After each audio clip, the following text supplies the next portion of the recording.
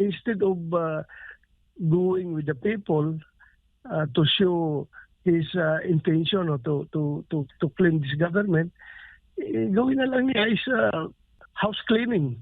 Hindi man ito mangyayari kung wala nagpapabaya. It is not being reduced to lip service. People are getting impatient. People are looking for results. So, sana action, hindi lip service lang.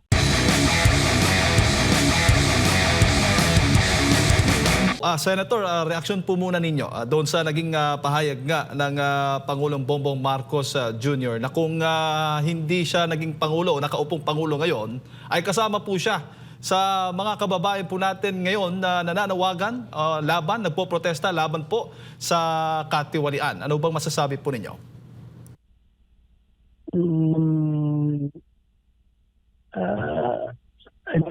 Maganda or hindi maganda. Dahil ibig ba niya sabihin na siya mismo magpo-protesta laban sa kanyang gobyerno?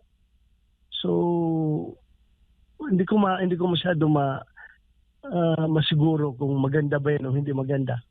Kung siya ay kung siya lang daw ang tatanungin, kung hindi lang siya nakaupo ngayon bilang Pangulo, ay kasama po siya, kaisa po siya sa mga kababayan po natin na lumalaban o nagpo-protesta laban sa korupsyon sa gobyerno. Well, first impression, maganda pakinggan na siya nakikisimpatya sa mga kababayan na ngayon ay galit na sa nangyayaring malakihang nakawan sa kaban ng bayan.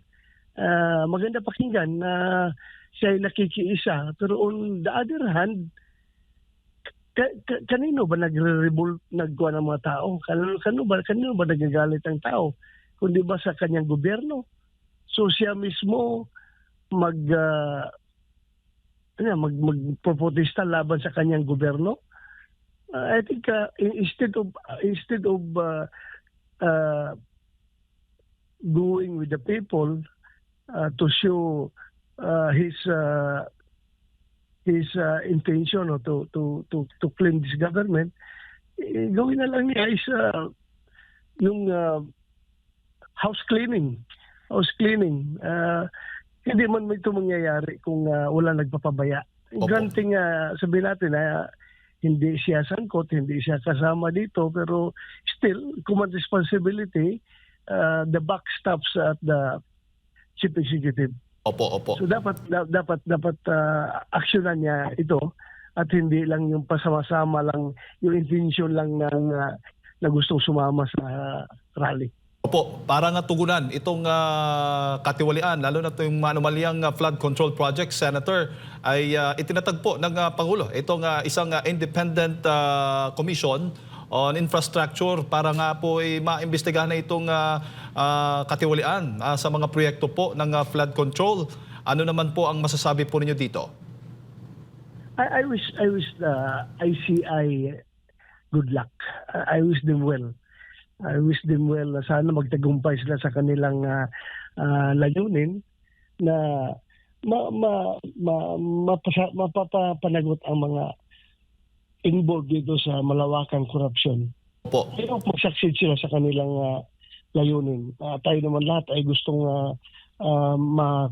maimbestigahan at mapapanagot yung mga sangkot dito.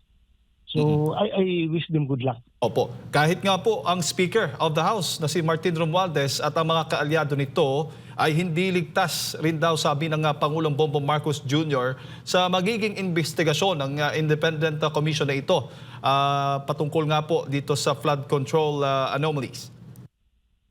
Yeah, I hope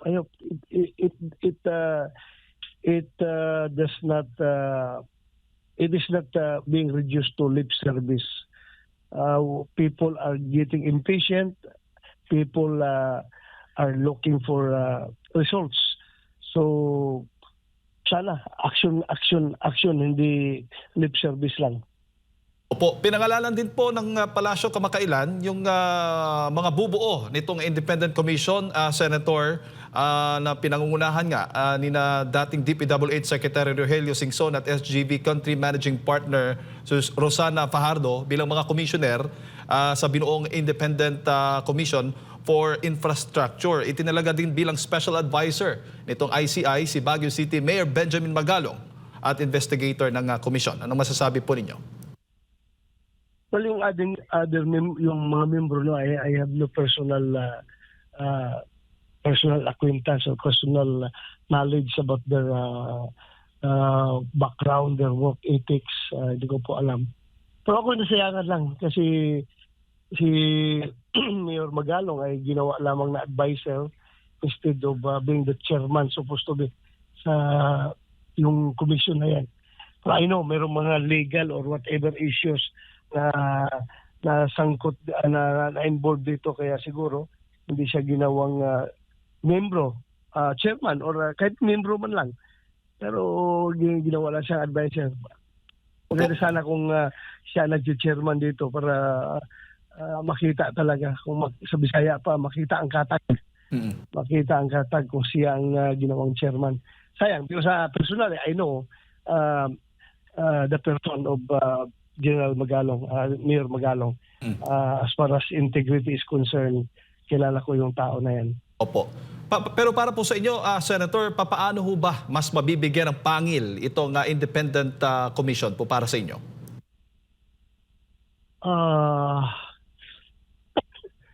Ay siguro kung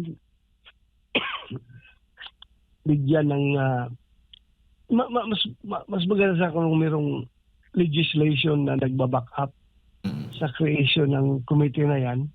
Kaya this is only my own opinion, no? Pero legislation will not come instantly.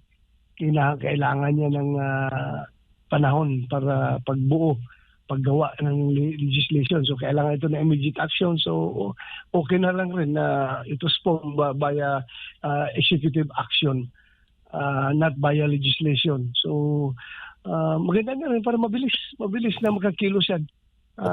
Yung commission na yan. Opo. Senator, bago ko po ipasa kay partner Admar, may pahayag din kamakailan ang Pangulong Bongbong Marcos Jr. patungkol nga po sa pondo, budget sa flood control project para sa susunod na taon. Sa halip po na paglaanan nito ng alokasyon sa susunod na taon na budget, gagamitin na lamang yung mga existing, kumbaga, na natitirang pondo ngayon, 2025, at yun na lang ang i-utilize. Senator, ano bang masasabi po ninyo? Whether, sa akin, whether bibigyan ng pondo yan or hindi, basta ma-implement lang ng husto, wala pa akong problema. Kasi naman talaga, the flood is real. Hindi naman imagine yung problema natin sa flooding, no? Kailangan rin talaga ng mitigation action o mitigating actions para diyan sa baha. So I think with the current situation na kung saan nagkakaroon na ng massive na attention tungkol diyan sa flood control projects, kung ito ibigyan pa rin ng pundo for this coming fiscal year, siguro baka mahirapan na silang gumawa ng kalukuhan dahil lahat ay nagbabantay, nagmamasid. I just hope na hindi na sila makagawa ng kalukuhan dyan.